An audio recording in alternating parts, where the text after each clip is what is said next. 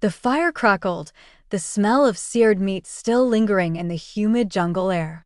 The man, the dragon, had just closed his eyes for a well-earned nap when the heavy silence he had once felt in a city showroom was replaced by a sharp, metallic tang in the air. His eyes snapped open. He didn't remember his past life's names, but his body remembered the scent of fear and the sound of steel sliding against leather. Master. Movement in the canopy, the lizard hissed, diving into the man's leaf skirt.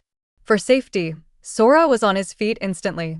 He drew his rusted, notched blade, his eyes scanning the trees with the frantic energy of an abandoned child who had fought bandits his whole life. Stay back, master. I'll handle these scavengers. From the shadows of the giant trees, 3 figures dropped. They weren't human.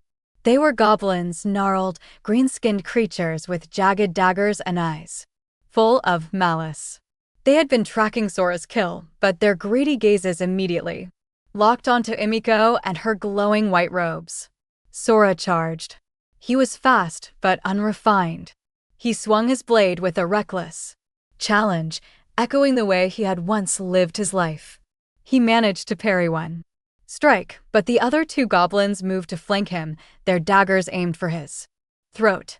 The man watched from his seated position, his expression one of pure, comedic apathy. I just sat down, he thought with a sigh. Why is everything so loud? But as a goblin lunged toward the kneeling Emiko, the man's hand moved. It was a blur, a force of nature, movement that defied his lazy posture.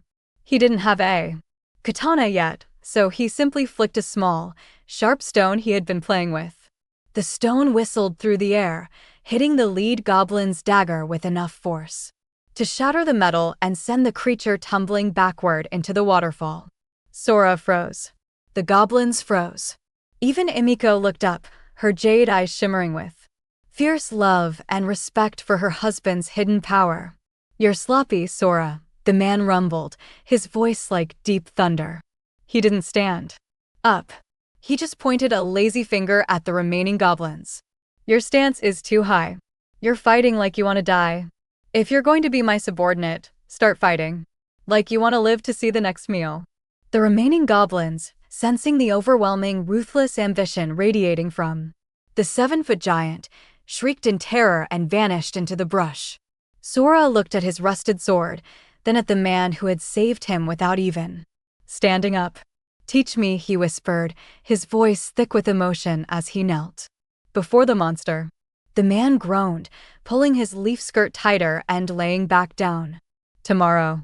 Learning takes a fort. A fort takes energy. And I am currently out of both.